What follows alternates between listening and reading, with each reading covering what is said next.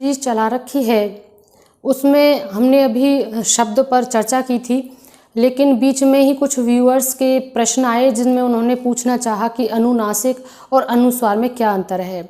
तो बीच में ही मैं ये चीज़ उसके प्रश्न का उत्तर दे रही हूँ कि अनुनासिक और अनुस्वार। अनुनासिक जैसा कि इसके नाम से भी पता चल रहा है, जो हम किसी भी शब्द का उच्चारण करते हैं तो उच्चारण करते समय जब हमारी प्रश्वास वायु हमारी नाक और मुख दोनों के माध्यम से बाहर निकले वो अनुनासिक होते हैं, यानी कि जिन पर चंद्र बिंदु लगाया जाता है। यहाँ पर अनुनासिक चंद्र बिंदु और अनुस्वार सिर्फ बिंदु, जिसको हम कई जगह पर अंकी बिंदी भी बोलते हैं। तो अनुनासिक क्या है? जिन शब्दों के उच्चारण करते समय प्रश्वास वायु हमारे नासिक यानी नाक और मुख दोनों के माध्यम से बाहर निकलती है। उदाहरण के तौर पे कौन से शब्द हैं? जैसे कि पाँच है, सांप है। तो अब आप इनको उच्चारण करके देखिए तो आपको डिफरेंस दिखेगा। देखिए पाँच सांप, तो आवाज़ सा। अब आप देखिए आवाज़ पता चल रही है कि नाक और मुख दोनों से बाहर निकल रही है। तो किसी भी चीज़ को रट्टी की ज़रूरत नहीं होती, आप उसको प्रैक्टिकली करके देखिए। ठीक, अब हम दूसरे स्वर। अनुस्वार क्या है?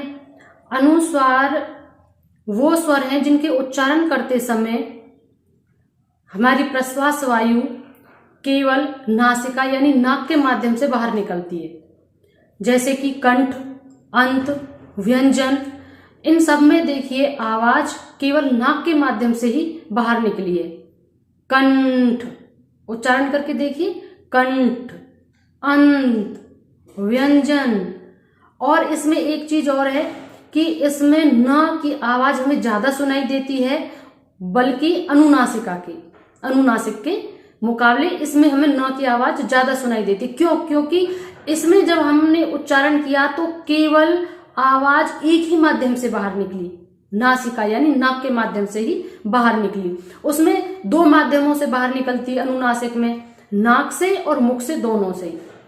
अब इसमें एक विशेष बात और है जिसे मैं बताना चाहूंगी कि जब शिरोरेखा पर स्वर की कोई मात्रा आ जाती है, शिरोरेखा जानते हैं आप, जैसे कि जहां पर चंद्र बिंदु लगाया जाता है वहां पर अगर स्वर की कोई मात्रा आ जाती है तो अनुनासिक वहां पर अनुस्वार हो जाता है, यानी कि चंद्र बिंदु वहां पर बिंदु, या आप अपने शब्दों में भी जहां पर जैसा बोला जाता है अंकी बिंदी का काम करेगा।